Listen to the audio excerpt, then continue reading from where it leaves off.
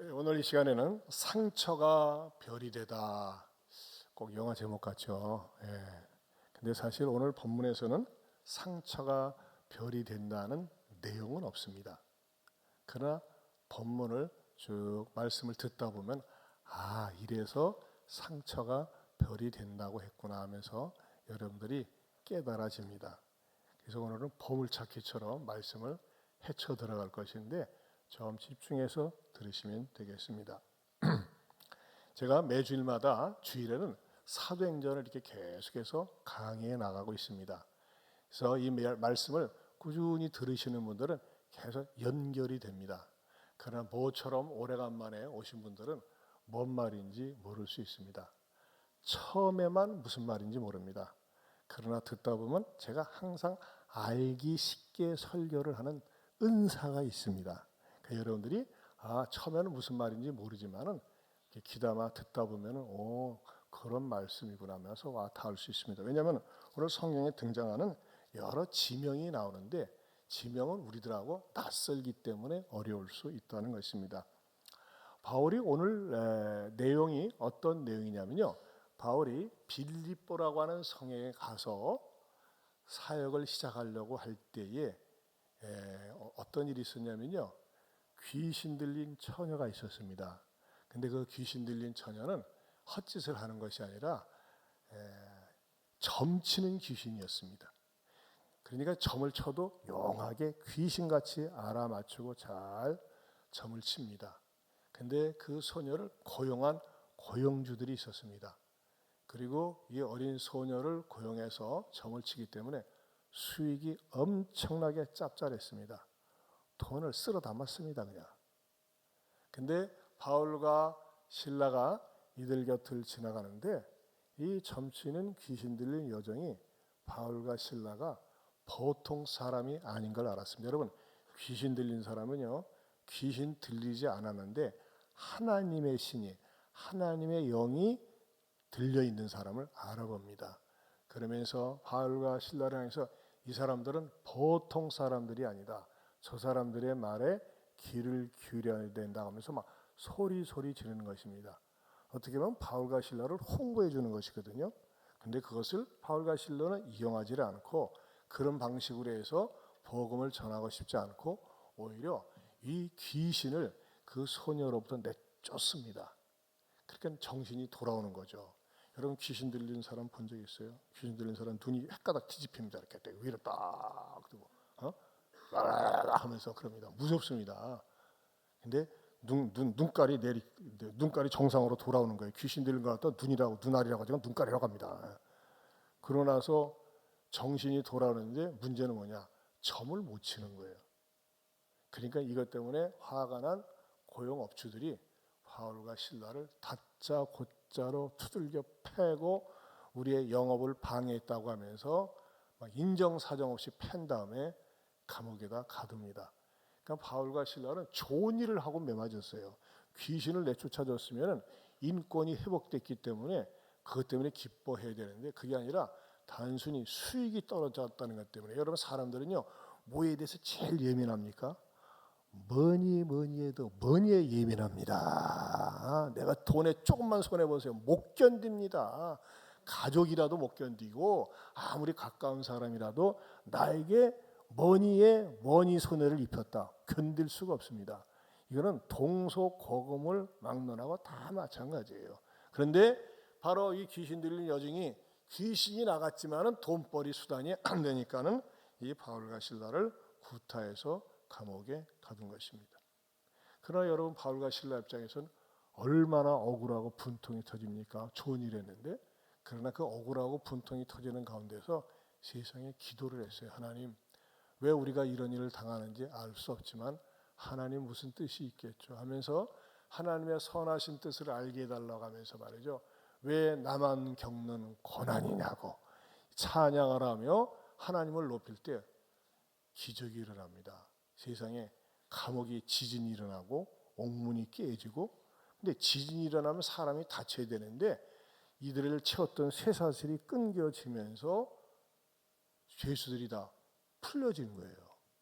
그때 그 자리에 간수장이가 있었는데 죄수들은 기회만 주어지면 감옥을 나오는 게 추록을 하는 게 소원 아닙니까? 근데 다 탈옥으로 한 줄 알고 칼을 빼가지고 탁 자결을 하려고 했을 때 바울과 실라가 그 장면을 보고 내 몸에 손을 대지 말라. 우리가 도망가지 않고 여기 있으니까 손을 대지 말라고 했을 때에 이 간수가 너무너무 감동을 받아가지고 세상에 바울과 실라 앞에 납작 엎드려서 선생님들, 내가 어떻게 해야지 구원을 받을 수 있겠습니까? 라고 하는 구원해 달라고 하는 메시지를 요청합니다. 그때 바울과 실라가 그들의 비장의 무기 늘 갖고 다녔던 주 예수를 믿으라. 그리하면 너와 내 집이 구원을 받으리라 하면서 복음을 전하고 그 간수장과 모든 집안 식구들이 새벽에 다 세례를 받게 됩니다. 그리고 무사히 감옥에서 나온 다음에 그들이 이전에 머물렀던 루디아 집을 방문하고 그 다음 행선지가 어디냐? 바로 오늘 본문에 등장하는 데살로니가로 갔다는 것입니다. 쉴 틈도 없었습니다. 지난 시간에 보여드렸지만은 빌립보에서 데살로니가까지의 거리는 약 160km가 됩니다. 근데 그 거리를 걸어서 뭐하러 가느냐? 복음을 전하러 갔습니다. 유대인 회당에 들어갔습니다. 회당에 들어가서 복음을 전할 때 어떠한 일이 일어나느냐? 정말 뜻밖의 많은 사람들이 복음을 듣고 예수님을 따르고 구원받는 역사가 있었다고 하는 것이 오늘 본문의 내용입니다. 자, 그렇다면 이 본문 내용인데 이 내용을 통해서 우리들에게 주시는 그런 영적인 진리가 무엇일까요? 그래서 첫째는요, 말씀을 따르는 사람이 귀인이 된다 그럽니다. 말씀을 따르는 사람이 귀인이 된다. 여러분, 우리는 귀인이라는 말을 잘 쓰지 않습니다. 귀한 사람을 제가 줄여서 귀인이라고 했습니다. 귀인이 온다 그러면 어디서 많이 쓰는 용어 같기도 한데, 그러나 제가 일단 이해를 돕기 위해서, 자, 어디에 나와 있느냐? 자, 17장 4절 말씀을 다시 한번 읽어보겠습니다. 같이 봅니다. 시작. 그 중에 어떤 사람 곧 경건한 헬라인의 큰 무리와 적지 않은 기부인도 권함을 받고 바울과 실라를 따르나. 네, 자, 바울과 실라가 유대인이라고 하는 회당에 들어가서 복음을 전했어요. 복음의 내용은 뭡니까? 우리 모두는 죄인입니다. 죄인이기 때문에 구원을 필요로 합니다. 예수님은 우리 죄를 위해서 십자가에 죽으시고 우리를 의롭다 하기 위해서 3일 만에 살아나셨습니다. 이 메시지를 구약을 배경으로 해서 풀어가지고 잘 말씀을 전했습니다. 그랬더니 이러한 역사가 일어났는데, 사실 바울과 실라가 데살로니가에 가서 복음을 전할 때 그 감옥에서 나와가지고 몸이 성하지 않았습니다. 근데 데살로니가에서 빌립보까지의 거리가 약 160km가 됩니다. 그때는 교통수단이 없었습니다. 그냥 걸어서 가야 돼요, 두 발로. 그러니까 약 5일 동안 걸어서 그 데살로니가에 가서 복음을 전한 것입니다. 그런데 그 데살로니가에 가서 복음을 전할 때 자기들의 상태가 어떤 모습이었는지를 이렇게 묘사하고 있습니다. 데살로니가 전서 2장 1절에서 2절입니다. 같이 봅니다. 형제들아, 우리가 너희 가운데 들어간 것이 헛되지 않은 줄을 너희가 친히 아나니, 너희가 아는 바와 같이 우리가 먼저 빌립보에서 고난과 능욕을 당하였으나 우리 하나님을 힘입어 많은 싸움 중에 하나님의 복음을 너희에게 전하였노라. 네, 자, 이 데살로니가라고 하는 도시에 오기 전에 어디 있었다고요? 빌립보에서 왔어요. 빌립보에서 무엇을 당했다고요? 고난과 능욕을 당했다고 그랬습니다. 여러분, 고난이라는 말은 우리가 잘 압니다. 힘든 일, 어려운 일. 그러나 여러분, 능욕이라는 말은 잘 쓰지 않습니다. 여러분, 우리가 인생을 살면서 능욕받는 일은 거의 없습니다. 근데 바울과 실라 능욕을 당했다고 그랬어요. 능욕이 뭡니까? 여러분, 사람들 앞에서 옷이 다 벗겨져 가지고 벗겨진 채로 두들겨 맞은 거예요. 얼마나 수치스럽습니까? 그렇게 능욕을 당했다 이거예요. 근데 그런 가운데서도 뭐 했다? 데살로니가에 와서 여러분들에게 복음을 전하게 되었다라고 하는 것입니다. 자, 그렇다면 여러분 한번 상상을 해보세요. 빌립보에서 능욕을 받고 데살로니가에 왔을 때 행색이 얼마나 초라했겠습니까? 두들겨 맞고 고문당하고 인정사정 없이 패버렸어요. 그냥 뭐 얼굴이라고 뭐 가린 것도 아니고 얼굴 몸뚱아리, 그러니 몸은 아직도 퉁퉁 붕 상태였었고 입술도 부르터졌을 것이고 여기도 시퍼렇게 멍이 들었을 것이고 누가 옷이나 새로 줬겠어요? 그냥 행색도 남루한 모습으로 왔었다고 하는 것입니다. 한마디로 얘기해서 얼마나 참 보기가 딱할 정도의 모습을 가지고서 그들 앞에 섰는지 모릅니다. 그런데도 불구하고 그들에게 하나님의 말씀을 전했을 때 어떠한 일이 일어나느냐, 그 데살로니가에 앉아있는 회중들, 지금 여러분 여기 앉아있는 회중들, 여러분 회중이라고 그러지 않습니까? 다양한 분들입니다. 나이도 다양하고 직업도 다양하고 학력도 다양합니다. 그런데 데살로니가에 있는 회당에 앉아있는 사람들은요, 회장들이 잘 나가는 사람들이었습니다. 어떤 사람이냐? 다시 한번 제 설명을 들었으니까 4절을 다시 보면요, 그 중에 어떤 사람 곧 경건한 헬라인의 큰 무리라 그랬습니다. 또 적지 않은 귀부인이라 그랬어요. 여기서 경건한 헬라인이라고 하는 것은 헬라인은 이방인에 속합니다. 근데 이 이방인들이 마음에 감동이 돼서 유대교로 귀한 사람들이에요. 유대교로 개종한 사람들. 그런데 유대교로 개종했기 때문에 회당에 와서 말씀을 듣는 것입니다. 그리고 적지 않은 귀분이라고 그랬는데 이 사람들이 뭐 했다고 그랬어요? 제가 그랬죠. 행색이 초라하고 몸도 성하지 못한 사람이 서서 말씀을 전하는데 그 4절에 보면 끝에 보면요, 귀부인도 무엇을 받고? 권함을 받고 그랬어요. 권함을. 거기다 줄을 쳐보세요. 권함을 받고. 이 권함을 받는다는 말은 헬라어 동사로 페이도라고 합니다. 즉 이 페이도는요, 설득하다의 수동태입니다. 한마디로 얘기하면 설득되었다는 것입니다. 확신되었다는 것입니다. 여러분, 우리가요 어떠한 사안에 대해서 설명을 듣고 이해하는 것, 받아들이는 것, 설득되는 것하고는 다릅니다. 예를 들면 이렇잖아요. 누가 나서서 홈쇼핑에서 물건을 팔아요. 그러면 저 물건 좋네, 상품 좋네. 그 대부분 좋아요? 좋다고 얘기합니다. 그러나 설득된 사람은 뭡니까? 080 뭐뭐뭐 해가 따따따 해가지고서 다 신청을 합니다. 그러냐면 왜? 설득이 됐기 때문에. 근데 마찬가지로 이 그 데살로니가에 있는 이 사람들은 뭐예요? 설득이 되었어요. 설득이 되었고 더 나아가서 설득이 되었을 뿐만 아니라 한 걸음 더 나아가서 어떻게 했냐면요, 바울과 실라를 따르다 그랬습니다. 따르나. 이 따르나라고 하는 동사는요, 헬라어로 프로스 클레레오라고 합니다. 그래서 단순히 그냥 이렇게 따라간다는 말이 아니라 결합하다는 뜻을 가지고 있습니다. 심지어는 배우자가 되다라는 의미도 담고 있습니다. 한마디로 얘기해서 바울과 실라의 복음을 듣고 어느 정도냐, 자기들도 이제는 본격적으로 신앙생활을 하겠다. 본격적으로 예수를 믿는데, 자, 유아부실로 들어가시면 됩니다. 유아부실로. 예. 본격적으로 자기들도 예수 믿는 삶과 일치시키겠다, 그런 말입니다. 여러분, 이거는요 보통 사건이 아닙니다. 왜 그런지 아십니까? 거기에 앉았던 회중들은요 굉장히 수준이 높은 사람들이었습니다. 데살로니가라고 하는 그 지역 자체가 로마 제국의 속주인 마게도냐의 행정수도였습니다. 여러분, 당시 행정수도에는 로마 수장인 총독이 앉아 있었습니다. 여러분, 총독이 앉아 있으면 그 주변에는 수많은 고급 관료들이 삽니다.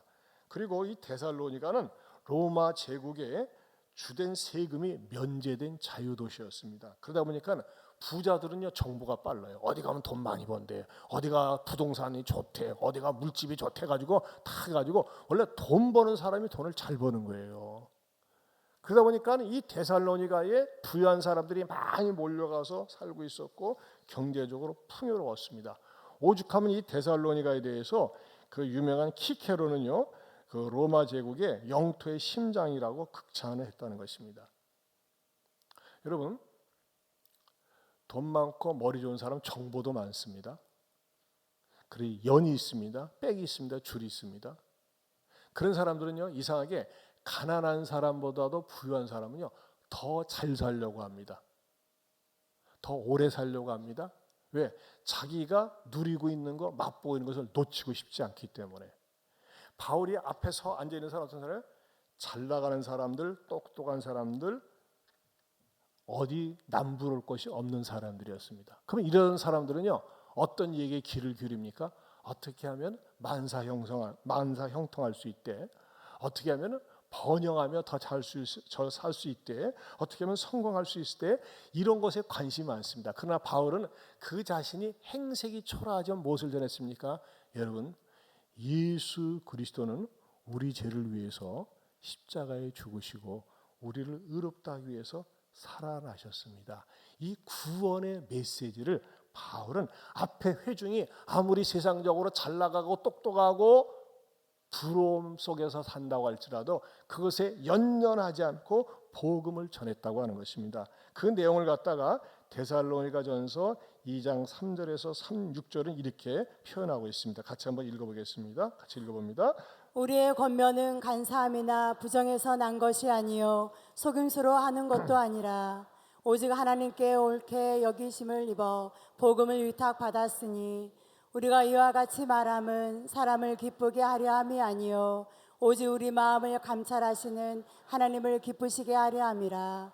너희도 알거니와 우리가 아무 때에도 아첨하는 말이나 탐심의 탈을 쓰지 아니하는 것을 하나님이 증언하시느니라. 네, 종종 목사들이 부패하고 타락하면요 어떻게 하면 교인들 귀에 듣기에 좋은 말, 재미있는 말, 즐거운 말, 깔깔대고 웃기는 말 그런 말을 하려고 하는 그런 목사들도 있어요. 다는 아니겠지만. 그러나 여러분 바울은요 어떻게 합니까? 아무리 앞에 앉은 회중들이 휘황찬란한 사람이라고 할지라도 사람을 기쁘게 하는 아첨하는 말이나 탐심의 틀을 쓰지 아니하고 복음을 전했다고 하는 것입니다. 저는 이 말씀을 다 읽을 때 가슴이 뭉클하더라고요. 이야, 자기 앞에 앉아있는 회중은 삐까 번쩍하고 외형적으로 잘 차려입고 사는데 지장이 없는 지체가 높은 사람인데도 불구하고 반면에 자기는 초라하기 짝이 없는 행색을 갖추었음에도 불구하고 당당하게 무엇을 전했다고요? 복음을 전했다고 하는 것입니다. 여러분, 그럼 이 사람들은요 어떻게 해서 이 복음을 받아들이게 되었을까요? 자기네들이 세상적으로 아무리 잘 살고 사는데 지장이 없고 쥐도 높고 부족한 것이 없지만 인생이 이것이 다가 아니다. 여러분 어떤 사람이 복음을 받아들이고 어떤 사람이 예배당에 와서 말씀을 드릴 수 있을까요? 자신의 한계를 아는 사람입니다. 자신의 연약함을 아는 사람들입니다. 자신의 인생의 한계를 아는 사람들이 복음을 받아들일 수 있습니다. 바울은 이런 부분에 있어서 당당했습니다.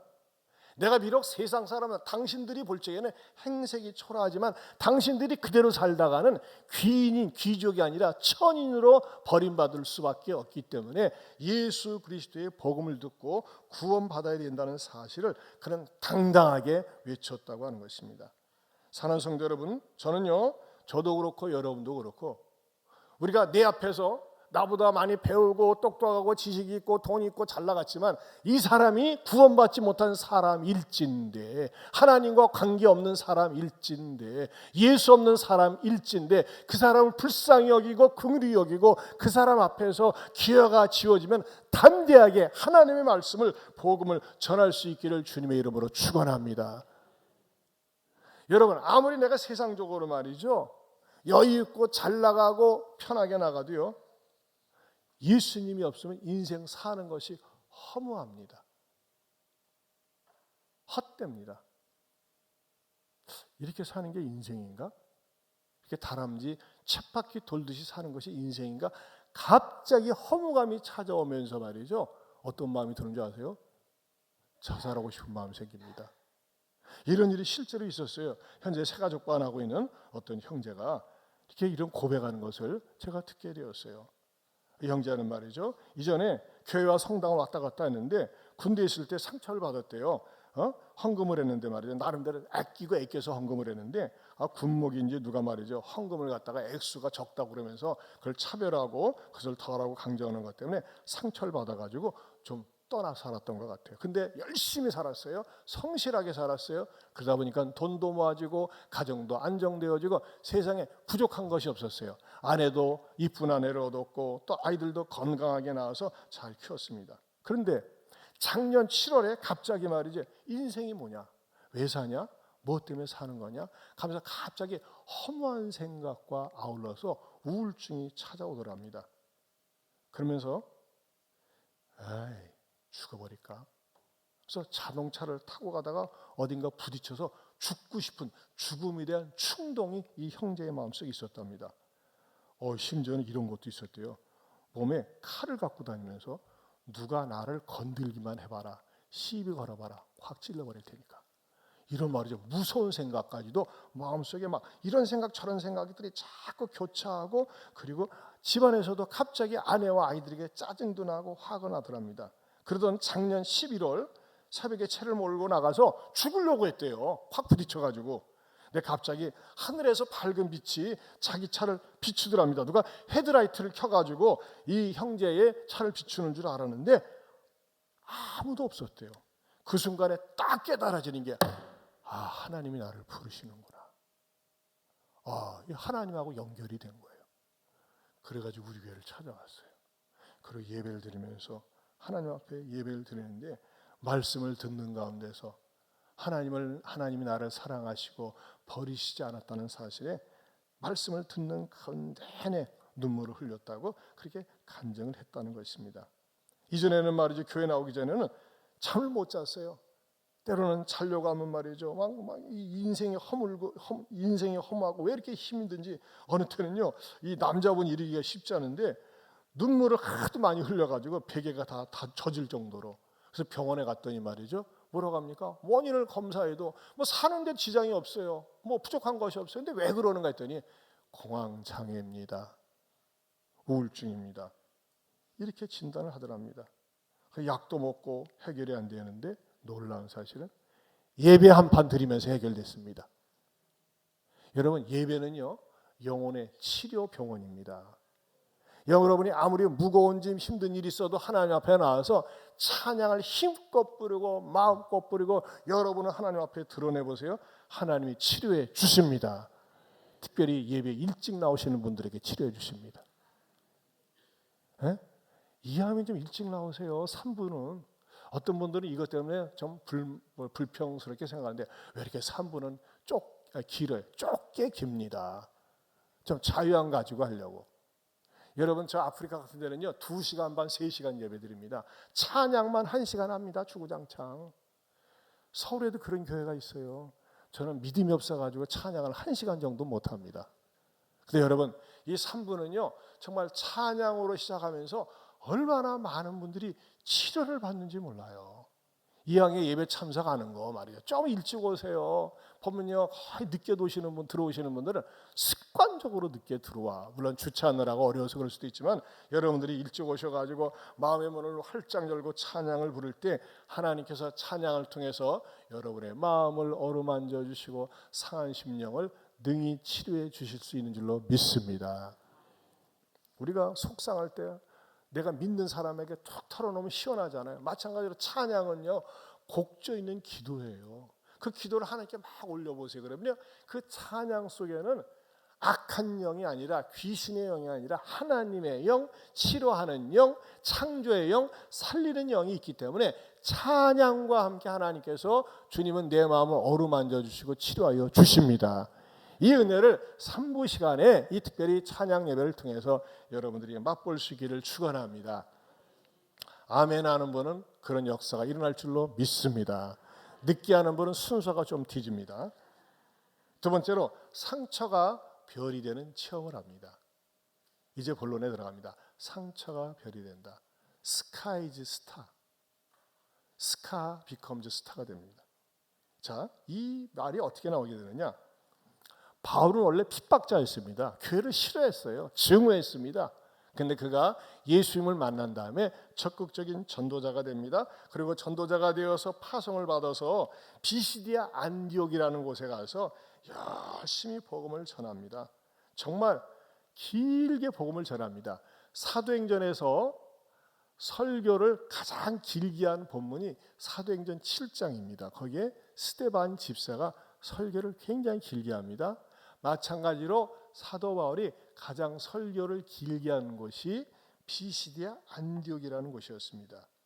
근데 그 비시디아 안디옥에서 복음을 전할 때 하나님께서 영생을 얻기로 작정된 자들은 다 구원을 받는 열매가 있었는데 그 자리에 굉장히 엄청나게 상처를 받는 사건이 일어납니다. 어떻게 등장하느냐? 사도행전 13장 50절에서 51절 같이 읽어보겠습니다. 이에 유대인들이 경건한 기부인들과 그 신의 유력자들을 선동하여 바울과 바나바를 박해하게 하여 그 지역에서 쫓아내니 두 사람이 그들을 향하여 발에 띠끌을 떨어버리고 이고니온으로 가거늘. 네, 그 첫 구절 앞 구절 다시 띄워줘 보세요. 이에 유대인들이 누구를요? 경건한 기부인들을 갖다가 충동해 가지고 누구를 했어요? 바울과 바나바를 쫓아낸 사건이 일어납니다.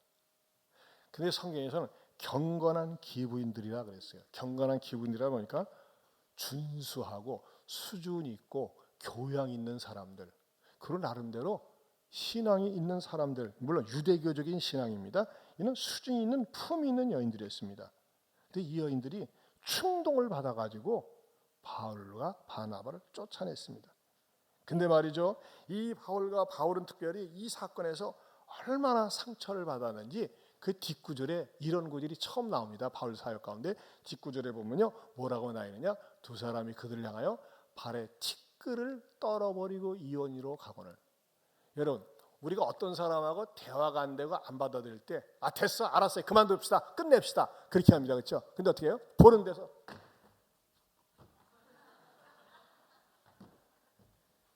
야 인간아, 나하고 상종도 안 해. 아주 그냥 눈에 보이게끔 발을 갖다 탈탈탈 털면서 다시는 상종도 안 해. 그런 마음으로 바울은 되돌아섰다는 것입니다. 왜 그랬을까요? 너무너무 상처를 받은 거예요. 이야, 어떻게 저 사람들이, 저 수준 높은 사람들이 그렇게 복음을 거부하고 방해할 수 있을까? 그러면서 말이죠, 바울의 마음속에는 너무나 상처가 컸었습니다. 여러분, 사람이 사람에게 배신당하거나 이용당했을 때, 사기당했을 때 상처가 굉장히 큽니다. 트라우마가 큽니다. 트라우마가 있는 사람은 어떻게 될까요? 사람 만나기를 싫어합니다. 연애 한번 실패해 보세요. 두 번 다시 연애 안 하려고 그래요. 세상 남자들 다 믿을 놈 못해, 다 도둑놈들이야 하면서 말이에요, 연애 안 하는 그런 처녀들도 있어요. 이 사람이 사람으로부터 신뢰를 잃어버리면요, 사람 만나는 게 두렵습니다. 특별히 바울은 굉장한 정성을 쏟아가지고 사역을 했는데, 소위 경건한 기분이라고 하는 그러한 여인들이 충동질을 받아가지고, 그것도 말이죠, 자기네들이 아니니까 누가 충동질한다고 하기엔 넘어가가지고 쫓아난 것 때문에 너무 충격을 받았습니다. 그런 영적인 트라우마가 있었는데, 오늘 본문에서는 어떤 일이 일어납니까? 자, 그런 의미에서 오늘 본문을 다시 가서 봅니다. 4절을 다시 봅니다. 시작. 그 중에 어떤 사람, 곧 경건한 헬라인의 큰 무리와 적지 않은 기부인도 권함을 받고. 여기서 보세요. 자, 아까 그 사도행전 13장에서는 그냥 경건한 기부인들이 충동을 받아서 바울을 내쫓았는데, 여기서 하나님은 어떻게 보상해 줍니까? 이에 유대인들이 경건한 헬라인 어떤 무리다? 큰 무리다 그랬어요. 이방인의 큰 무리입니다. 그리고 기부인은 기부인인데 몇 명이라고요? 적지 않은 기부인들의 권함을 받고 바울과 실라를 따랐다 그랬습니다. 뭡니까? 엄청나게 하나님께서 사역의 열매를 주신 거예요. 보상을 해주신 거예요. 바울은 말이죠, 전에 받았던 상처에 매지를 않고 계속해서 기도하고 인내하면서 복음을 전했더니 하나님께서 말이죠, 지난날에 받았던 상처가 별이 되게 해주신 거예요. 스카가 스타가 되게 해주신 거예요. 이 바울이 이 사건을 통해서 데살로니가 교인들이 회심한 사건에 대해서 얼마나 위로가 되고 별이 되었는지 그가 이렇게까지 고백을 합니다. 데살로니가전서 2장 19절 말씀을 같이 읽어봅니다. 우리의 소망이나 기쁨이나 자랑의 면류관이 무엇이냐? 그가 강림하실 때 우리 주 예수 앞에 너희가 아니냐? 너희는 우리의 영광이요 기쁨이니라. 자, 어디서 그러냐면 데살로니가 전서, 바로 오늘 본문 사건을 배경으로 하는 것입니다. 뭐라고 얘기하고 있어요? 이들이 회심한 사건은 우리의 소망이나 기쁨이나 자랑의 면류관이 무엇이냐? 그가 강림하실 때 우리 집 위에서 너희가 아니냐 그랬어요. 별 종류가 아니라 별 수준이 아니라 면류관이라고 그랬어요. 그러면서 너희는 우리의 영광이요 기쁨이다 그랬습니다. 무슨 말씀입니까? 우리가 어떤 인생을 살다가 좌절과 벽에 부딪힐 수 있어요. 실망할 수 있어요. 낭망할 수 있어요. 그러나 그것에 매이지 말고 그것을 극복하고 나갈 때 하나님은요 반드시 여러분에게 그 상처가 변하여 별로 변화되게 축복해 주신다는 것입니다. 그러면 여러분에게 인생에 임하는 상처가 있어요. 고통이 있어요. 그때 어떻게 될까요? 그것을 가지고 하나님 앞에 나가서 매달리며 울며 부르짖어 보세요. 반드시 합력해서 선이 됩니다.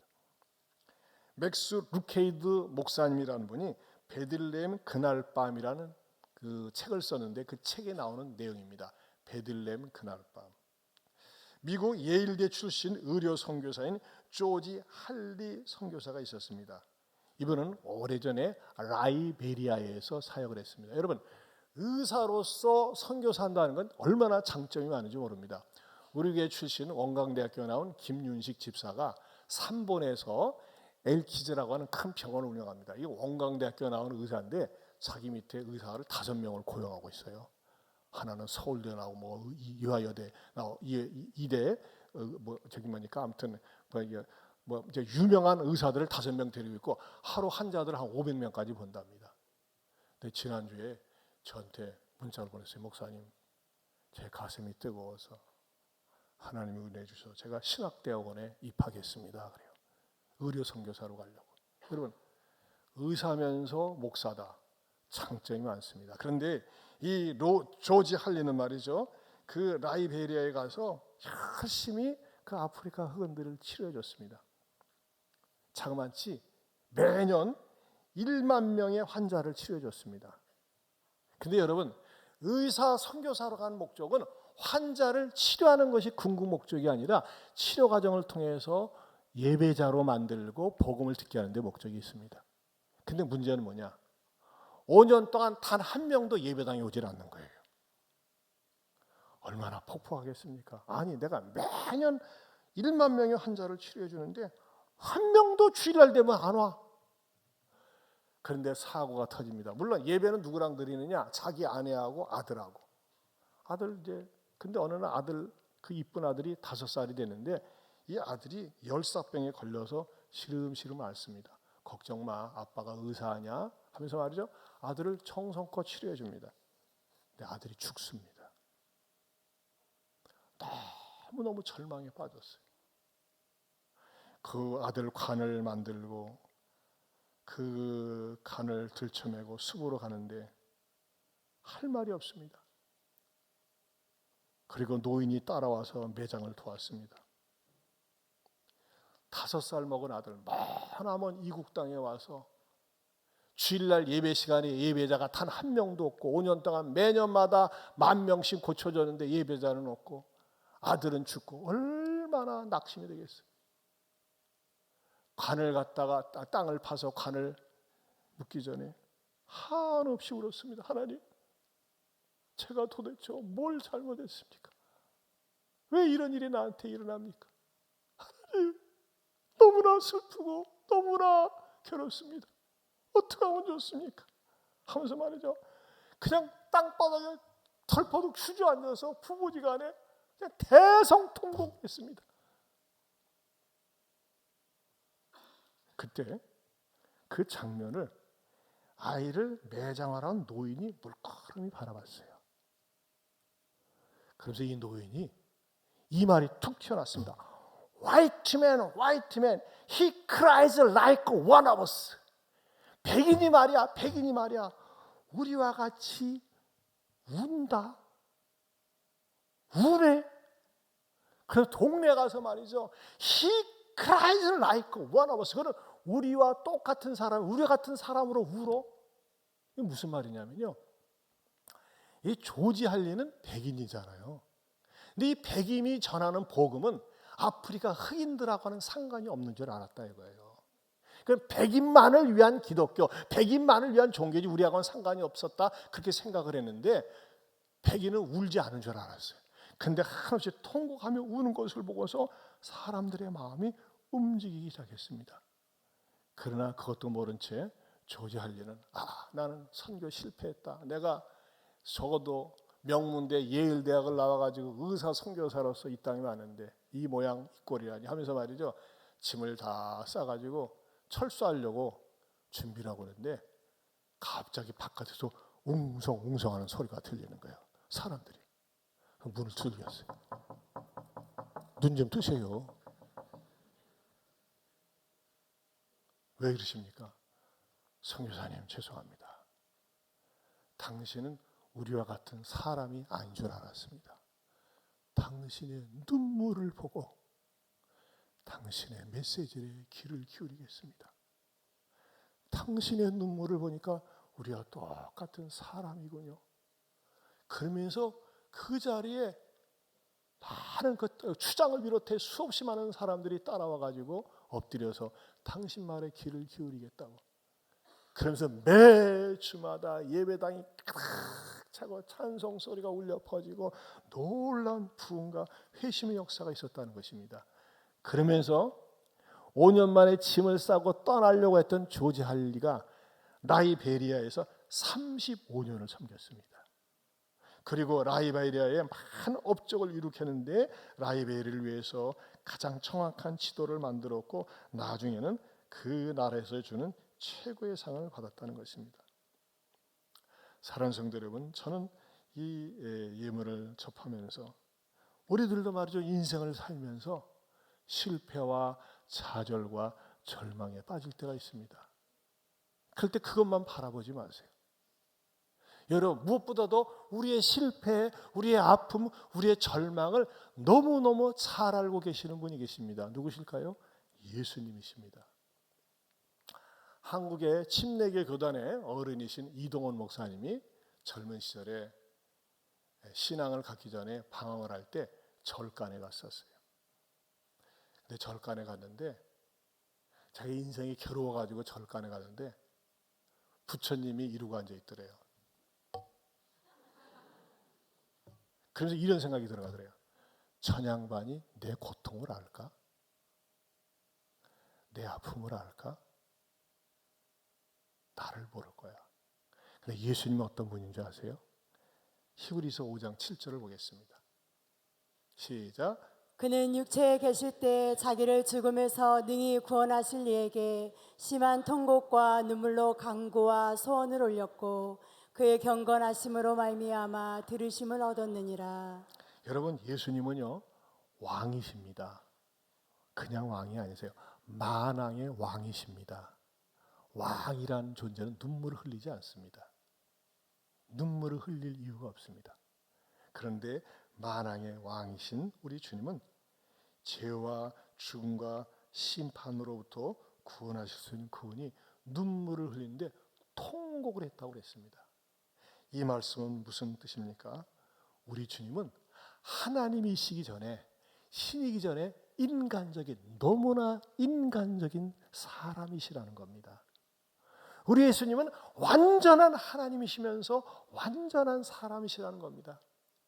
여러분이 한숨 때문에 고통하는 거, 괴로움 때문에 슬퍼하는 거, 아파하는 거 능히 알고 계시다는 것입니다. 그렇다면 여러분 인생 속에서 실패와 좌절과 절망과 고통이 찾아올 때 어떻게 할 때 주님 앞에 갖고 나오세요. 나오셔서 그냥 내 모습 그대로 우세요. 하나님, 나 아파요, 나 속상해요, 나 괴로워요. 어떻게 하면 좋겠어요? 왜 내 인생에 이런 일이 닥치는지 모르겠어요 하면서 말이죠, 하소연하듯이 푸념하듯이 그냥 털어놔 보세요. 그러면요, 우리 주님은 여러분에게 주의 영으로 찾아가셔서 여러분을 어루만지시고 여러분을 고치시고 여러분이 생각하는 수준 이상으로 여러분을 만들어 놓으십니다. 여러분, 진주는 어떻게 만들어집니까? 조개 속에 이물질이 들어왔을 때 그 조개 안에 있는 진주층이 있답니다. 그 진액을 갖다가 조개가 짜낸대요. 그러면서 그 이물질을 갖다가 싸고 싸면서 기가 막힌 진주를 만드는 겁니다. 그러나 모든 이물질이 진주가 되는 것 아닙니다. 어떤 것은 고름이 됩니다. 고름이 되면 썩습니다. 여러분, 어떤 사람에게 고난이 다가왔습니다. 실패가 다가왔습니다. 근데 그것에 매여 가지고서 한없이 그냥 원망하고 저주하고 슬퍼해 보세요. 그냥 썩고 말아요. 그러나 그것을 내가 눈물을 쏟아내며 하나님 앞에 나와 예배드리며 하나님께 매달릴 때 내 속에서 흘러넘치는 그 진액이 나로 하여금 진주를 만들고 별을 만들게 됩니다. 여러분이 해결할 수 있는 고난이 있습니까? 답답함이 있습니까? 실패가 있습니까? 절망이 있습니까? 오기를 가지시기 바랍니다. 오기가 뭡니까? 말씀을 기억하고 기억한 말씀을 가지고 기도하면서 기다리면서 기댈 때 기적이 일어납니다. 자, 오기 다 같이 시작. 말씀을 기억하고 기도하고 기다리고 기대하면 기적이 일어난다. 이게 오기입니다. 성질내는 오기 말고 따라서 합시다. 오기를 가집시다. 뭐예요? 말씀을 기억하는 거예요. 어떤 말씀을요? 하나님 나를 버리시지 않는다. 하나님은 나를 버릴 수 없다. 그 하나님께 기도합니다. 기도하면서 기다리는 겁니다. 그러면서 하나님께 기대는 거예요. 그럴 때 여러분에게 기적이 일어나고 여러분의 상처가 스카가 변하여 별이 되는 스타가 되는 놀라운 역사가 일어날 줄로 믿습니다. 여러분 인생은 역전됩니다. 무엇을 하면 되니까 내 입을 지켜야 됩니다.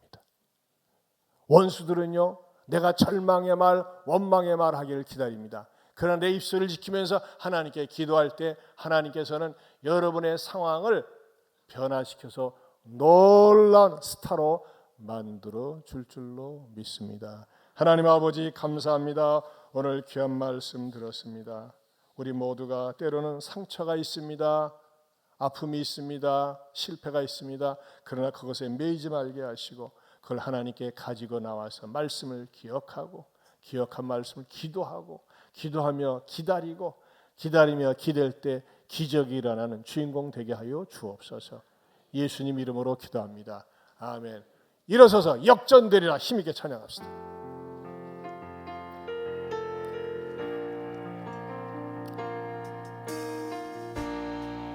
기도를 멈추지 마라. 눈앞의 상황이 마음을 눌러도 원망치 마라. 너의 입을 지켜라. 저들은 너의 입을 보고 있다. 마음을 뺏기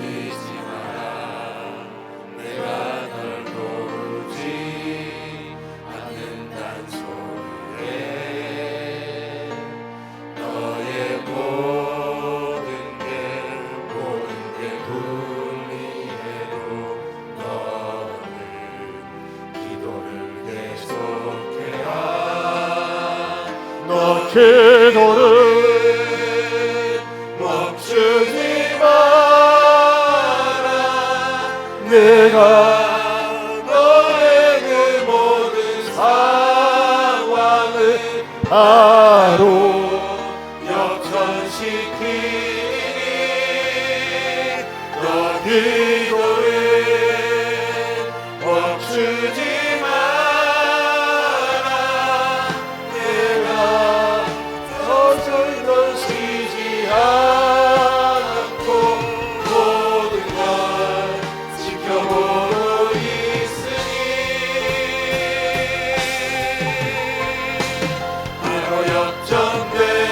다시 힘있게 처음부터 기도를 멈추지 마라. 기도를 멈추지 마라. 눈앞의 상황이 마음을 눌러도 원망치 마라. 너의 입을 지켜라. 저들은 너의 입을 보고 있다. 마음을 뺏기지 마라. 내가 널 모르니 받는단 속에 너의 모든 게 불리해도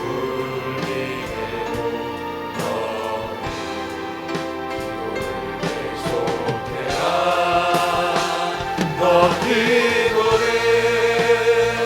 멈추지 마라.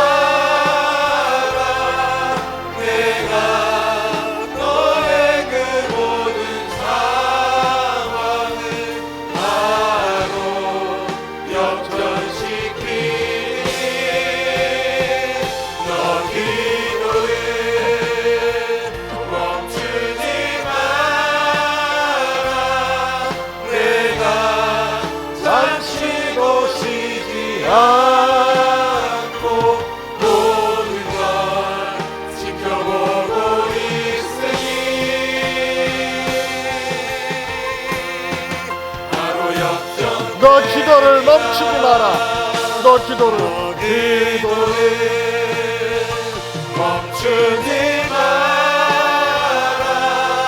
내가 너의 그 모든 상황을 바로 역전시키니 너 기도를 멈추지 마라. 내가 잠시도 쉬지 않고 모든 걸 지켜보고 있으니 바로 역전되리라. 우리 시간에 두 손 내밀고 기도하기 원합니다. 여러분, 무엇이 아파요? 뭐가 슬프게 합니까? 무엇이 마음을 괴롭게 합니까? 지난날의 상처 그 매달리고 있으면요, 상처만 바라보면 고름됩니다. 그러나 여러분, 그냥 주님 앞에 고백하세요. 하나님, 저희 배신당했어요. 저 이용당했어요. 너무 억울해요. 너무 분해요. 그걸 주님께 고백하고 자백해 보세요. 그리고 주님, 이것을 견딜 수 있는 힘을 주세요. 하나님, 저는 잘 모르겠지만 반드시 합력해서 선이 되고 복이 될 수 있는 것으로 인도해 주세요. 여러분, 저지 할리 선교사가 5년 동안 했지만 아무 소득이 없었어요.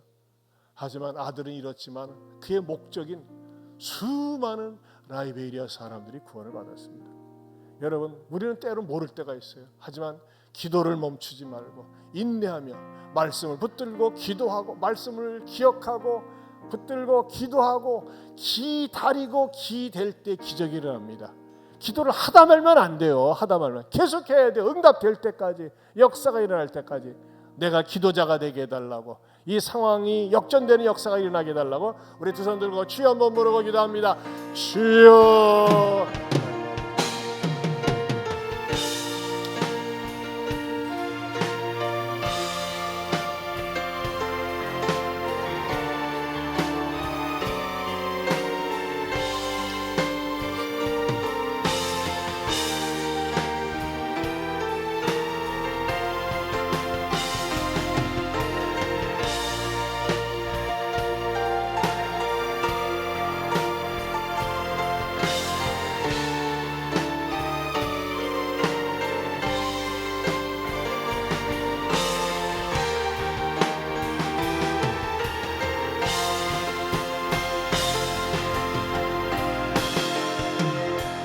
하나님 아버지, 감사합니다.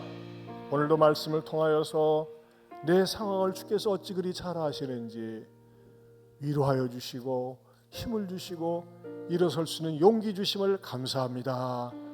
주여, 무슨 일이 있어도 어떤 일이 있어도 절망하거나 속단하지 말게 하여 주시옵소서. 말씀을 기억하고 기억한 말씀을 가지고 기도하고 기도하면서 기다리고 주님께 기댈 때 기적이 일어나는 것을 맛보는 역전의 주인공들이 다 되게 하여 주시옵소서. 이제는 우리 주 예수 그리스도의 은혜와 하나님 아버지의 변함이 없는 사랑과 성령님의 감화 감동 교통하심의 은혜가 내 지난 날의 상처를 믿음으로 말씀으로 기도로 관리하면서 상처가 별이 되는 주인공이 되겠노라고 다짐하는 모든 성도들 위해 영원토록 함께 있을지어다. 아멘.